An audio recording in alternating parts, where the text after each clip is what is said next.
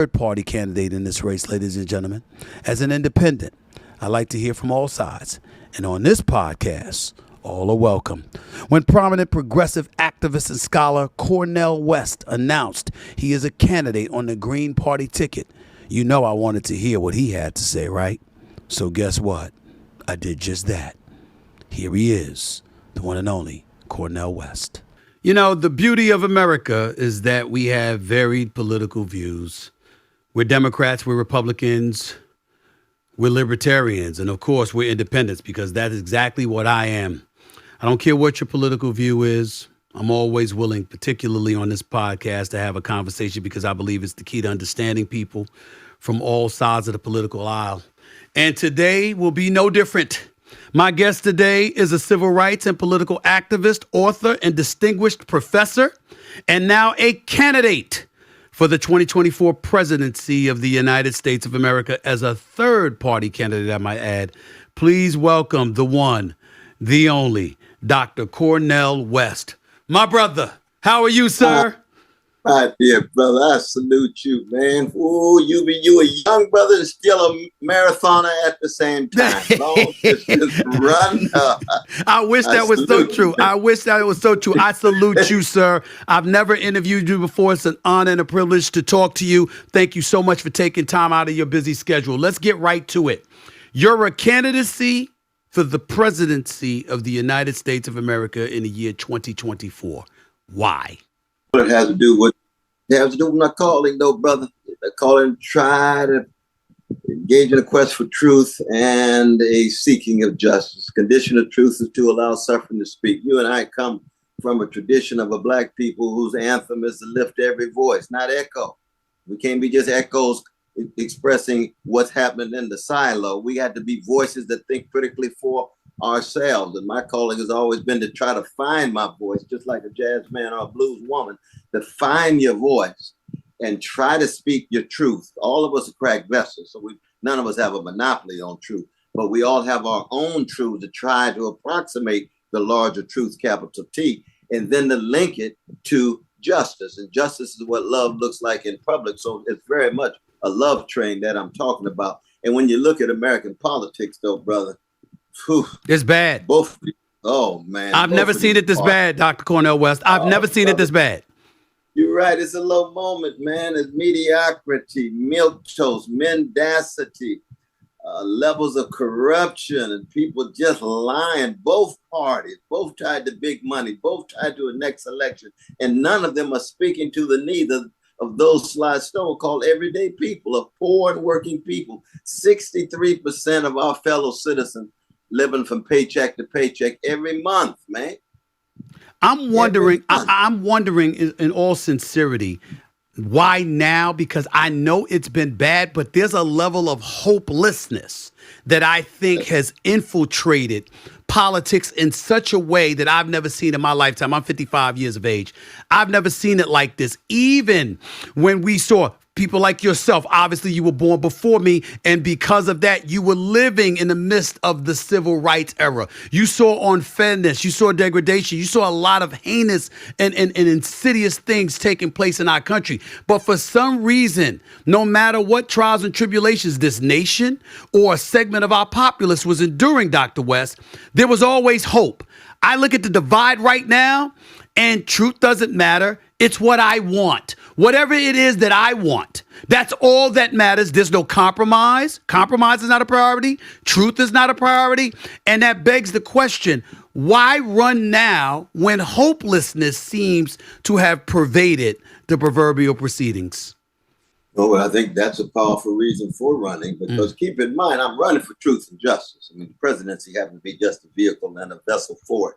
But right when the moment is at its dimmest and grimmest is the time when you have to try to cast your light in the form of your witness and your work. And in the same way to you in your own context, you got to bear witness. You got to cast your light. And most importantly, be yourself and be true to those who love you. All the love poured into you, all the love poured into me, all the integrity poured into me by Irene and Clifton West, Shiloh Baptist West, Black Panther Party, all of my different friends And I have friends that come from different ideological and political perspectives. You know what I mean? Mm-hmm. That I don't look for political agreement. I think of a brother like James Brown. You know, James Brown, one of the greatest Of course. journalists of our day. That's right. Yes, I do. I know him personally. He's a mentor and a friend. He's one of the great human beings you'll ever meet on this earth. That's precisely it. You know, he was my roommate at Harvard. Wow. And you know, I go to him both for prayer, advice, insight. We don't begin by talking about politics. We begin by talking about our family. His mother was a gem and a jewel, Mrs. Brown, just beyond language, just like my mother. But you see, those are the kind of relationships that's gone into shaping one. Mm-hmm. And when you have that kind of blessing or those kinds of blessings in your life, then by the time you get into politics and you see what you see in politics, hatred, greed, revenge, manipulation, people saying anything just in order to win, people finding out what their deepest convictions are by checking what the polls are, changing their views overnight. Hey, what happened to truth? What happened to justice? What happened to integrity, honesty, decency? What happened to generosity? What happened to humility and fallibility? I don't mind telling folk I got gangster and thug in me because I do, but I'm trying to be better. I don't mind telling folk I don't have the full truth because I want to learn and listen. I'm a jazz man, just like this brother right here, Coltrane. Right. You learn how to listen. You learn how to allow others to raise their voices. But most importantly, brother, you learn how to take a stand. You're not spineless. You're not just going with the flow. What about people that look at Dr. Cornel West and they say to themselves, you are a black man, highly educated, far more knowledgeable than most of us. I know I've learned so much from just listening to you. I watch you every chance that I get when you're doing interviews with various people because it's just edifying, to be quite honest with you.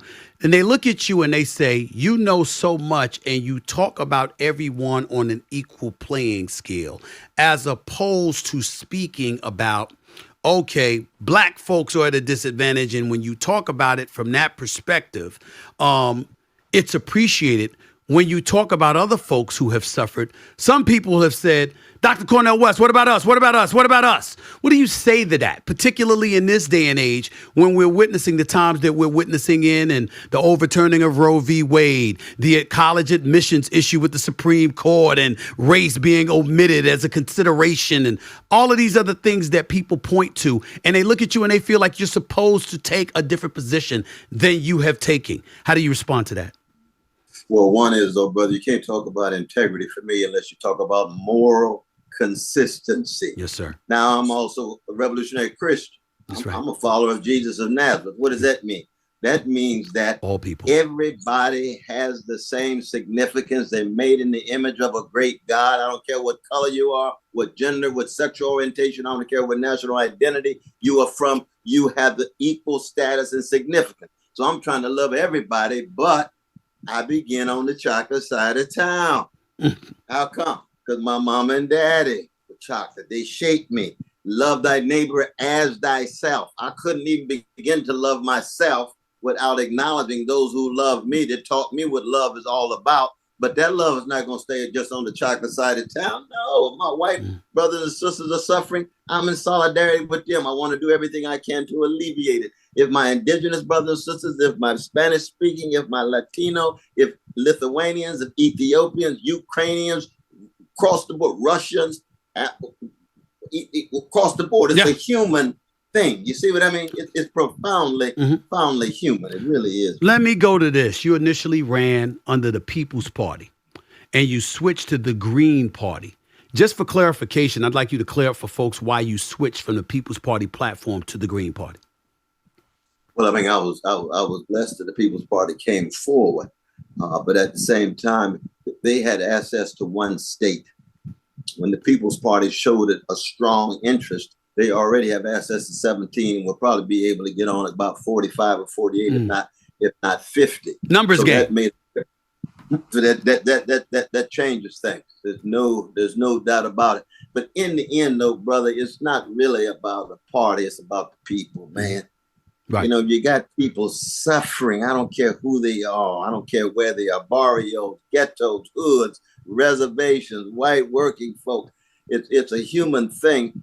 You got 1% of the population owning what now? 40% of the wealth. Yes. 3 individuals in the country have wealth equivalent to 50% of the whole population, 160 million folk.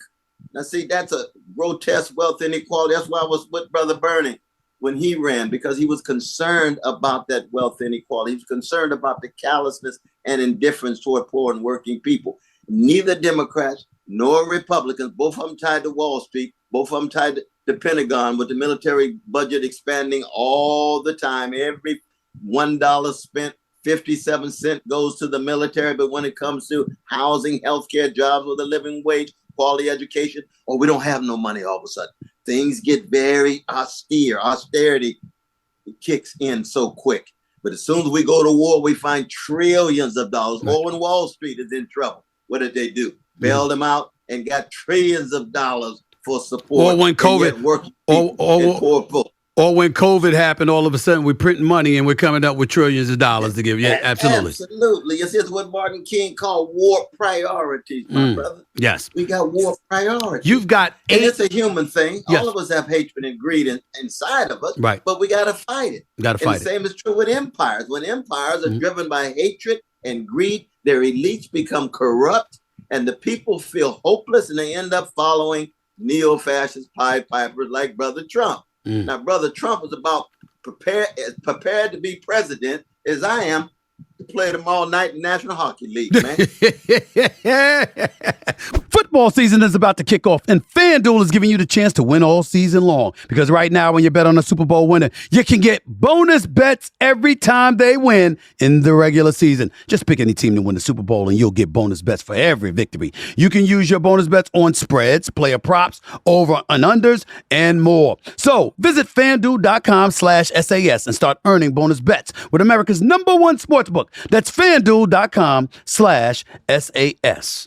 Gambling problem? Call 1-800-GAMBLER. Hope is here. Gambling Helpline MA.org or call 800-327-5050 for 24/7 support. Call 1-877-8-HOPE, New York, or text HOPENY 467-369. That's New York. 21 plus and present in select states. Bonus issued as non-withdrawable bonus bets that expire 7 days after receipt. Max bonus $50 unless specified otherwise. Restrictions apply. See terms at sportsbook.fanduel.com. FanDuel is offering online sports wagering in Kansas under an agreement with Kansas Star Casino LLC.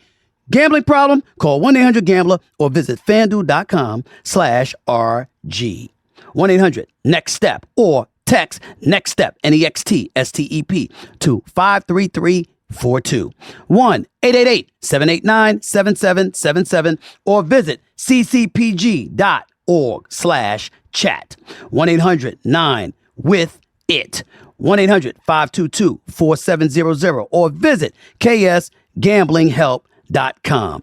1-877-770-STOP. It's Louisiana. Visit www.mdgamblinghelp.org. That's Maryland. 1-800-522-4700. West Virginia. Or visit www.1800gambler.net. We're talking to the great Cornel West, Dr. Cornel West, right here with Stephen A. and the Stephen A. Smith Show. You got 8 policies that you're running on, Dr. West. Let's go through a few of them as quickly as we possibly can, please, sir. You've been a harsh critic of President Joe Biden during his time as a senator. Why do you think he shouldn't be reelected as president? Well, I think Brother Biden has been associated really with 2 ugly crimes against humanity. One is massive incarceration. Yeah, it really is. And he had about 4 of them. Both with Strom Thurmond before. And then the big crime bill, 94, it was 81, it was 84, 86, 91, and then 94. And you see the impact. I've been teaching in prisons, brother, for over 40 years, man. And I love my brothers. And some of the brothers have done some things that's ugly and vicious. And they needed some time off. Others were innocent. But they're human beings. And to have them locked up in these warehouses are forms of barbarity that I cannot accept. And for him to be the architect of that, and nobody to really want to talk about the afterlife, the impact of the lives of families as well as those brothers, to me, it's just wrong. But the other one was the invasion and occupation of Iraq. Over 500,000 Iraqis died. For me, an Iraqi life has the same value as any other human life. I agree. I'm the last human being that believes that, hey, Palestinian life has the same as the Israeli life. A Russian life has the same as the Ukrainian life. That doesn't mean that Russians can't be gangsters. It doesn't mean that Israelis can't be gangsters, the Palestinians can't be gangsters, the Ukrainians can't be gangsters. But we have to have a moral and a spiritual compass. And that's all that I'm trying to bring. But Dr. West, hold on for a second. Because let me play the advocate here, and I don't want to use the devil's advocate, but I think it's appropriate here. There are some devils in leadership positions in this world. I mean, people who have no love, no soul, no spirit. They don't give a damn. And you do have folks in America, some of us that believe in peace through strength, that if you go to them and you try to appeal to their better nature, it's non-existent and you'll get run over. What do you say to people who would listen to Dr. West and say, sir, that's very ideal, that's altruistic, that's really, really nice, but there's no way on earth that that's going to work if you are the leader of the free world? What do you say to that? Well, I say that they're certainly right about human wretchedness. As a Christian, I'm tied to a thick doctrine of sin in terms of our fallenness and our finitude. But we're not just wretched, but we're also wonderful in the sense that we can change. We're wonderful in the sense that we can be transformed. We can be made better. It could be divine gifts of grace. It could be through education. It could be through love. It could be through friendship. There's various ways that it could be through listening to a love supreme. The right kind of music and the art can actually tame your soul and transform how you view the world. So the wretchedness and the wonderfulness go hand in hand. Mm-hmm. But I will not and ever will never forever succumb to a wholesale pessimism. Retail pessimism is fine. But wholesale pessimism, wholesale fatalism, wholesale cynicism, Brother West, what you're talking about is just naive. Now, I come from the legacy of Martin King and Fannie Lou Hamer and Ella Baker. Were they naive? Well, yes and no. Mm-hmm. They were naive in thinking that the world could change, but they were realistic enough to know they had to sacrifice and do something in order to change it, and they changed it. Rabbi Heschel did the same thing. Edward Said, the same thing. Grace Lee Boggs, there's a whole cloud of witnesses, and it comes from all different cultures, and Chief Joseph from a native American tradition and so forth. Let's get back to President Joe Biden when he was Senator Joe Biden in the 80s, the 90s specifically, and he was helping to push forth that crime bill. A lot of people have argued, wait a minute, he was willing to do it, and he had the support of various folks within the black political apparatus because the Congressional Black Caucus were supporters of the crime bill as well, which, and his argument, if I recall correctly, if I'm wrong in any way, please correct me, sir. I'm not the aficionado that you are, but if I recall correctly, he used that as an excuse. He said, wait a minute, it's what you all are asking for because of what was transpiring within your community. That's exactly right. You are absolutely right, though, brother. You're hitting the nail on the head. And what does that mean?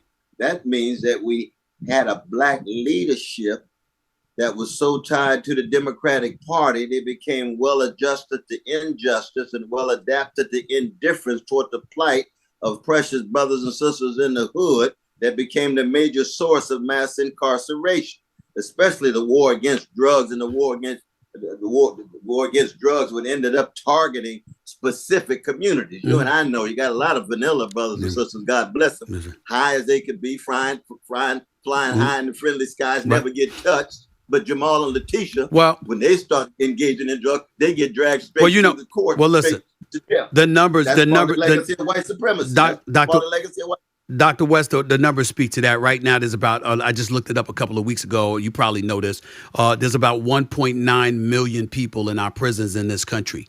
38% come from the white community, which makes up 58.9% of our population right now. 38% of the prison population, identical to the white community, is from the black community. But the black community is only 13.6% of the population. So that 38% peeling from 13.6% is far more significant, detrimental to our community than it is to their community. Having said all of that, getting back to Biden, my last question in regards to him.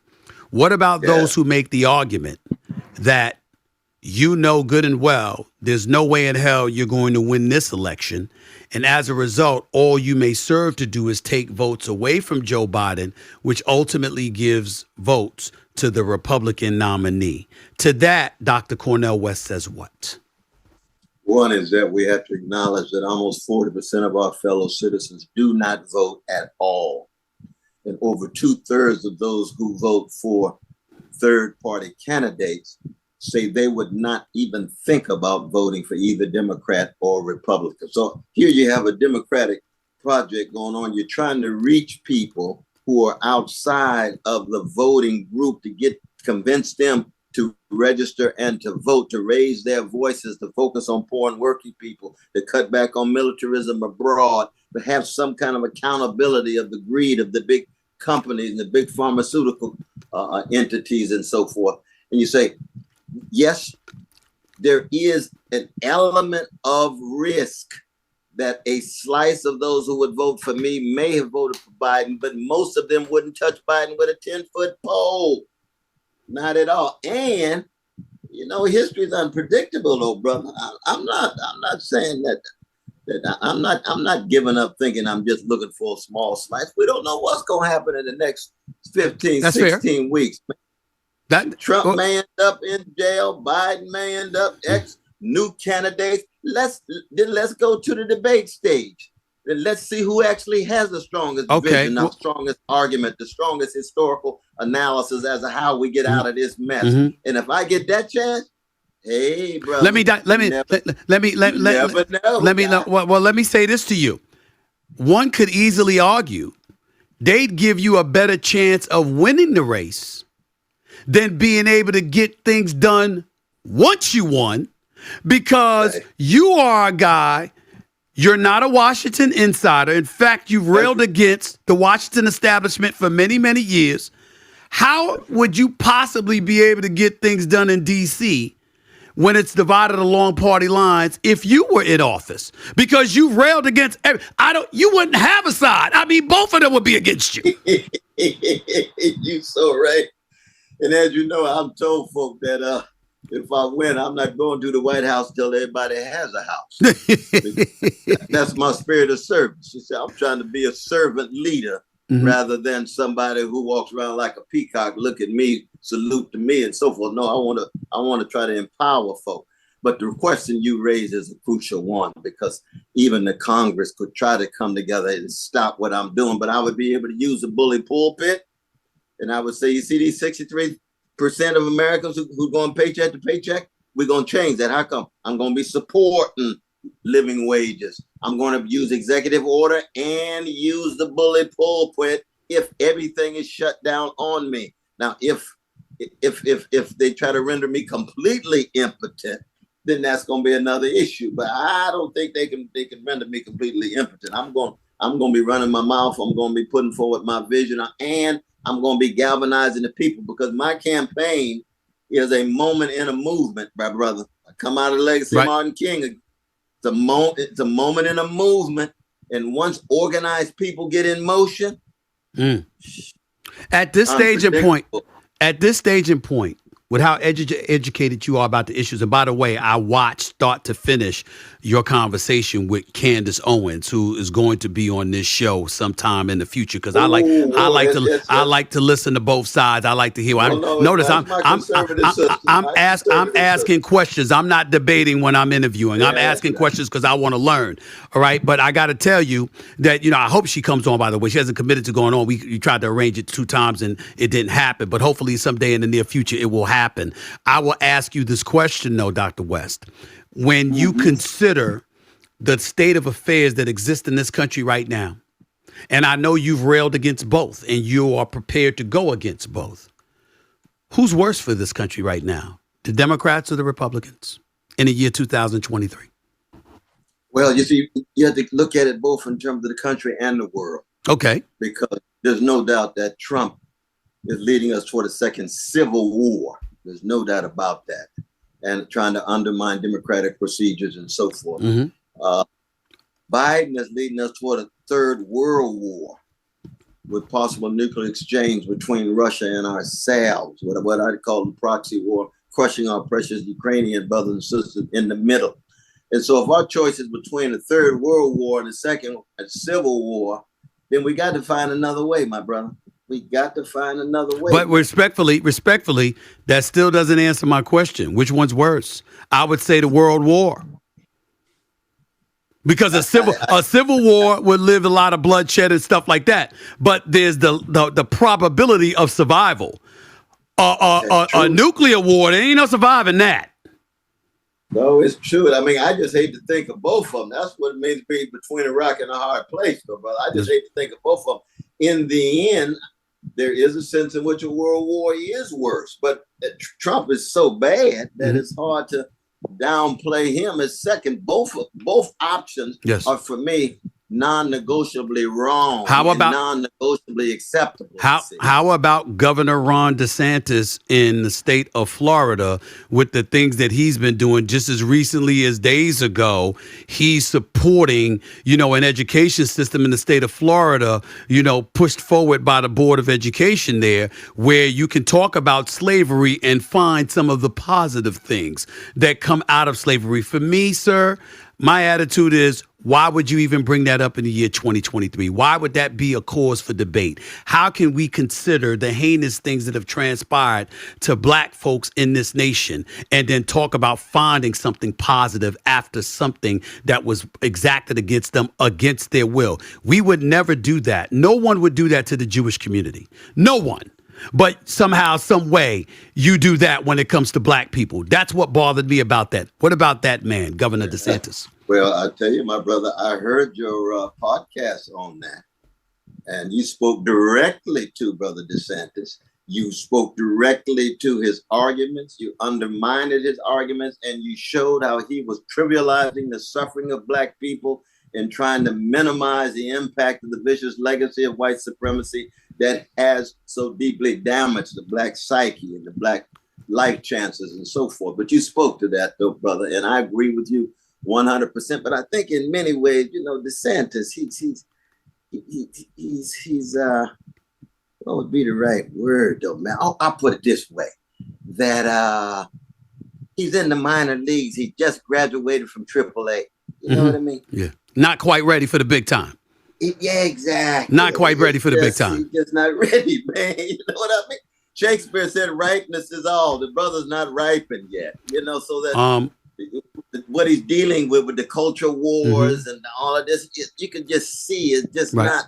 It's not Dr. nuanced. West? It's so flat-footed. It's not dealing with the deeper issues. Right. I mean, you and I know that a lot of students, some of them not even interested in reading. Don't make no difference what books you have. Right.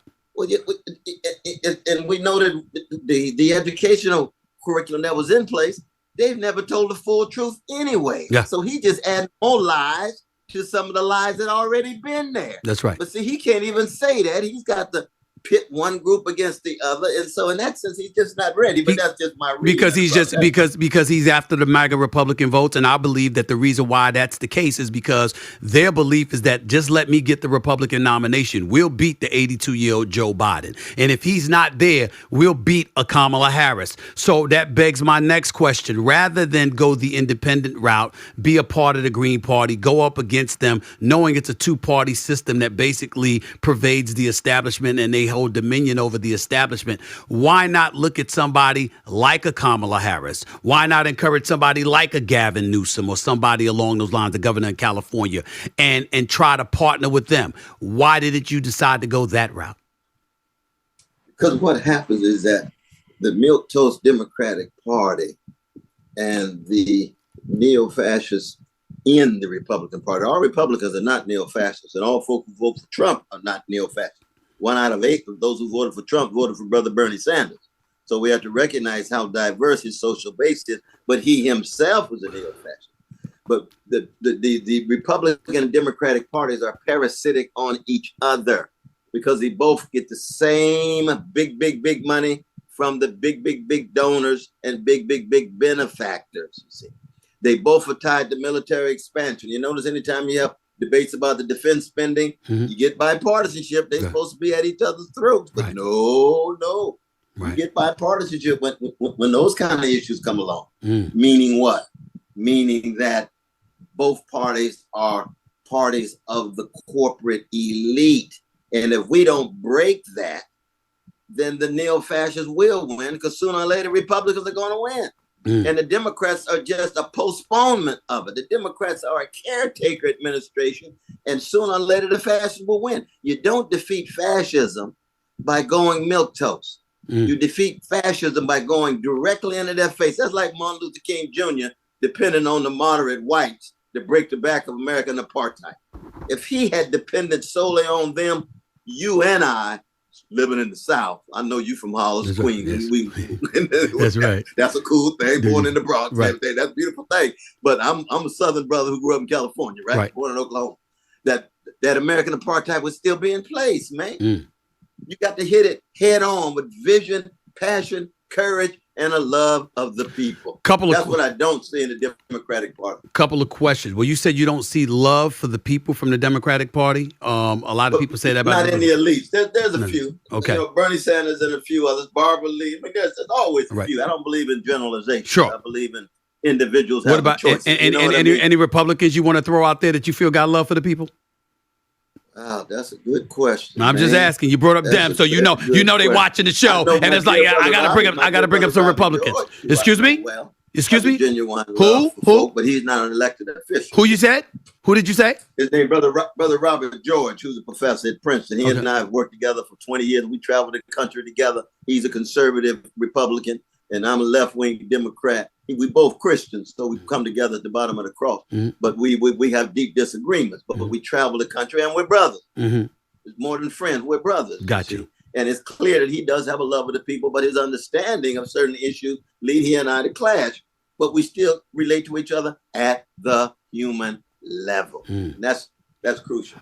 I applaud you if you're someone who tries to shoulder the load when assigned a project, who likes to take the lead and do things your way. But let me remind you of the old saying, there is no I in team. And in today's world with high competition out there for businesses, you need a team.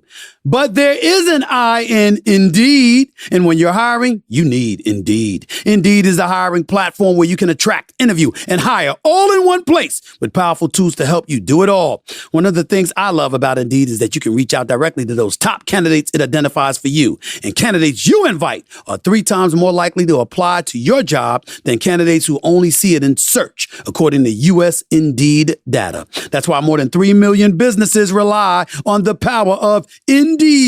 Start hiring now with a $75 sponsored job credit to upgrade your job post at Indeed.com/SAS. Offer good for a limited time. Claim your $75 credit now at Indeed.com/SAS. Just go to Indeed.com/SAS and support the show by saying you heard about it on this podcast. Indeed.com/SAS. Terms and conditions apply. Need to hire? You need Indeed. Are there any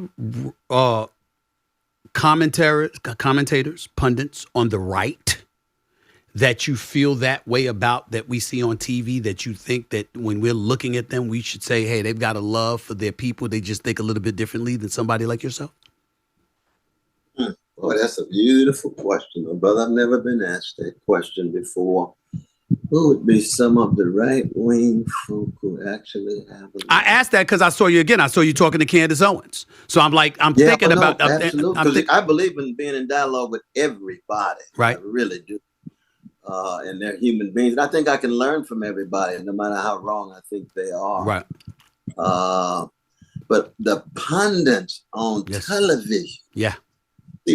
I think part of the problem is, man, it's hard to get independently minded brothers and sisters of any color like yourself, because the companies tend to be able to make more money by sensationalizing the conflict rather than trying to engage in mature discussion. So it's hard to keep track of some of the right-wing brothers on television or right-wing sisters on TV. I know them in private life, but not that many on television. Got you. I'll tell you something right now, and I appreciate you saying that. Thank you so much. I'm not the aficionados that most people are, but I know this much. I'm even-handed. I'm fair-minded, and I say what I feel, and I don't fall along party lines. If I believe something, but if you correct me because your knowledge is superior and you bringing me facts, I'm like, yeah, that's a damn good point. I'm gonna sit up there and I'm gonna think about that. I'm gonna go in. But I'm proud of, especially on the left, the Dr. Michael Eric Dyson's, yourself, Roland Martin. I give a lot of love to. You know, Joe Madison on SiriusXM, Karen Hunt on SiriusXM, people like that I have profound respect for, and I see what they're doing. Folks on the right, Sean Hannity, I've known for years. I think he's crazy. I don't agree with 80% of the stuff that he does, but I don't think he's a bad person. I know him personally, and I think of him differently than I would think of some other people that I've seen on the air. You just have some folks on the right, and I often joke when it comes to a guy like Sean Hannity, if a Republican shot somebody in the middle of the street in broad daylight, the first words out of Sean Hannity's mouth was, the Dems did it first. That's him. He's always thinking about the Dems and what the Democrats are getting away with, and that's his fixation. But that's just the way it goes. Having said all of that, going back to you, have you considered who your running mate would be? Is it Bernie Sanders? Oh, no. Bernie's already come out and supporting Brother Biden. So, I love Brother Bernie and always will, but we have a disagreement. Right. Hey, that's cool. Right. It's like a jam session. Somebody playing a little different than you. Hey, that's fine. Right. You take your stand. You try to point out to them where they're wrong. He points out to me where he thinks I'm wrong. But no, it wouldn't be Bernie. I would have to think and pray on that, though, brother. I really would. But there's some quality folk out there. But most importantly, what you were saying about what you try to do is the bottom line. And that is people who say what they mean and mean what they say. Yes, sir. People who have character. We're not talking about perfection. Yep. Integrity. Yes. That's the crucial thing. That's what is hard to find these days. Because everybody's for sale and everything is for sale. The market mentality is taking over, man. Yeah. It's taking over. It's cream, and that comes out of Staten Island. Yeah. Question for you. No doubt. Yeah. You know what I'm saying? Cream, get the money. Dollar bill. Yes. Cash rules everything. There's a cash rules everything around me. There we go. I understand. Your family, wife, kids, how do they feel about you taking this plunge? Not crazy about it, brother. They are? They're not crazy. Oh, yeah. That's what I was getting ready to say. They're not crazy about it. Explain. What did they say to you? What did they say to you? They don't want you to get killed. We live in a very violent society, though, brother. You know what I mean? I already lived under death threats since 1993, so it just intensifies all the time. So that you could imagine people who love me say, it ain't worth it. This really got to be a serious calling, though, because the whole lot's at stake in that regard. And yet at the same time, my wife is playing a fundamental role. Anna Heath has been marvelous and magnificent in the campaign because she believes in my calling, but she's not crazy about the particular manifestation of that calling. And the same is true with my precious kids. So, you got to work these kind of things through, my brother. You really, really do. And that's why, again, you got to be humble, because any of us could be right. Any of us could be wrong. But when you believe you're right and you throw down for what is right, then you empty yourself. You give it your all, just like our great musicians, right? They give it their all and try to empower others with the gifts that God has given them. Right. And for me, it's musicians who are always the standard bearers, that they set the highest levels of integrity because they know what it is to come to terms with their own wounds and bruises and scars and transfigure it into a sound that soothes us and gives us a sweetness in the face of all of this hatred and greed. And we could just allow the Black musical tradition to spill over into politics, man. Ooh, do you know what it would be like to have last spirit in politics? Yeah. Last couple of questions. A few years ago, we had a Black man in the presidency from 2008 to 2016 named Barack Obama. Black community loved him. A lot of people were very, very fond of him, even though there were some things he couldn't get accomplished. We didn't view it as his fault. We know he tried. And we understand the political apparatus that exists on Capitol Hill and the kind of roadblocks and impediments that they can provide to derail your aspirations and ultimately your success. You walked away feeling what about his presidency as a black man in that office, considering the fact that you would be a black man in the office if you were to win? Well, as you know, I was a critical supporter of my brother each time he ran, especially the first time, did over 65 events for free and would do it again. But it was twofold. The symbolic breakthrough was extraordinary. Just the idea of having a brilliant black man and a magnificent black family in a White House that was built by enslaved Africans under coercive conditions is something that we can never, ever take away from Brother Barack. But I was also deeply disappointed because I would argue, even with my black brothers and sisters, that there were certain things he could have done that he didn't do. He didn't have to bail out Wall Street.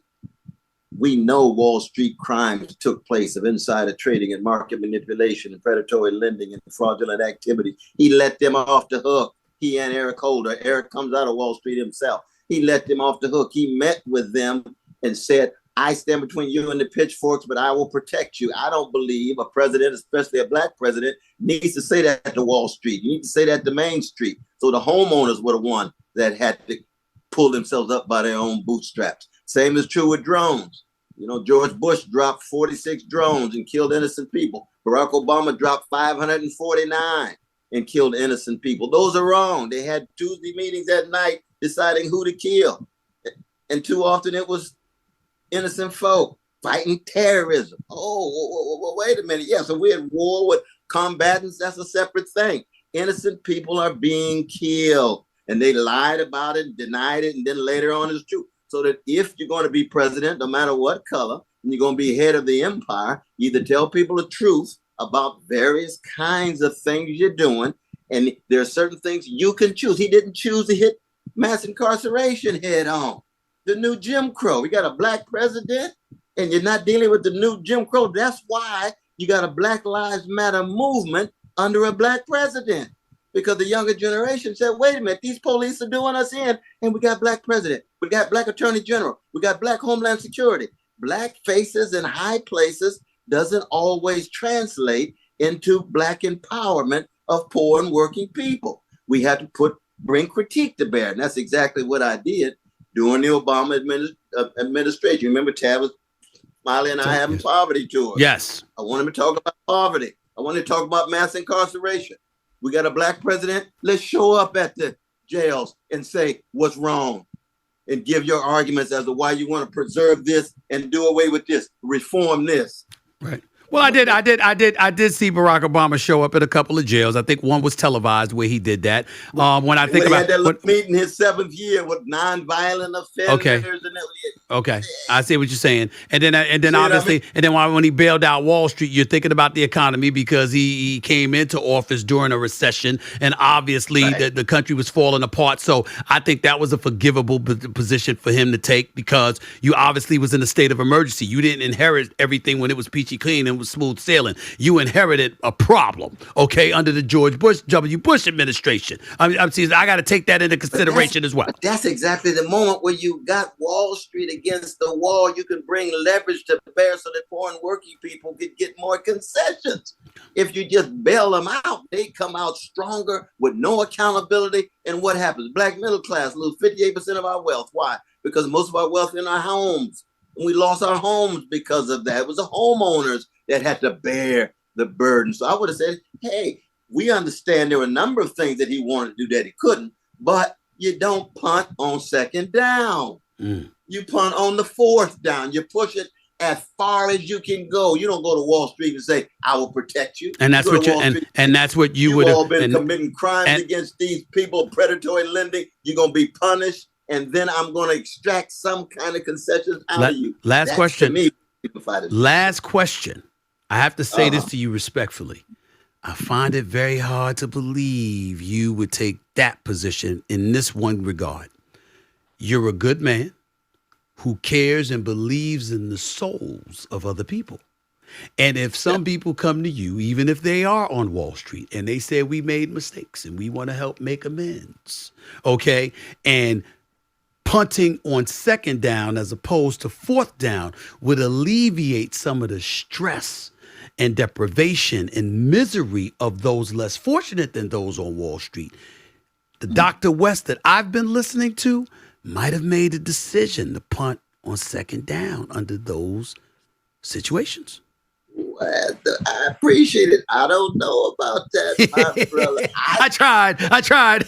Both hands, it could be, but never forget that Jesus went into the temple to do what? Right. Run out the money changers, right? Right. Yes. Ran them out, brothers. That temple was the largest edifice east of Rome. 400 Roman troops protecting that temple. Disciples got cowardly. Peter denied him 3 times. He went in anyway. He's not hating the rich. He's hating greed. He's not hating the rich. He's loving poor people who are being exploited by those money changers. That's what put him on the cross. That's what that's why the Roman Empire crucified him. Right now, if you're gonna follow Jesus, then you got to have some critique of Pontius Pilate and his payroll and his network. You got too many folks think they can follow Jesus and be on Pontius Pilate's payroll. Can't do both. And be adjusted to Pontius Pilate. Can't do you both. can't do it. You got to do make a choice. Can't do both. That's what loving the people is all about. So then in that sense, when I think about punting on second and fourth down, if I'm following Jesus into that temple, that Jesus is not hating, he's not trashing people, he's hating greed, and he's trashing a system that allows the greedy to be indifferent for the poor. That to me is what it means to punt on fourth down. The reason why we still got to punt on fourth down is what? We not Jesus. There we go. We all got Dr. West. You know, Dr. West. we all got constraints. I would say this to you in closing. Boy, do you have me hoping that you're on that debate stage. That you're on that debate stage as a third party candidate going against the Democratic and the Republican nominee, because I think it would be incredibly compelling television, radio, etc., everything in the digital stratosphere, everything for folks to see. And obviously you would use that quote unquote bully pulpit to make sure you shined a light on illustrating and punctuating the very, very points that you brought up. I really, really appreciate your time. Honored to sit here and talk to you. Thank you so much for taking time out of your schedule to sit here and talk with me as well. It is an honor to talk to you, sir. Thank you. Brother, the blessing and joy is mine, and just stay strong, man. But your integrity, being true to yourself and your mama and daddy and all those who loved you and shaped you. Stephen A. Smith, standing tall with a smile and style. Hey, thank you. That's what it's all about, my brother. That's what it's all about. All love. Thank you so much. Deanna was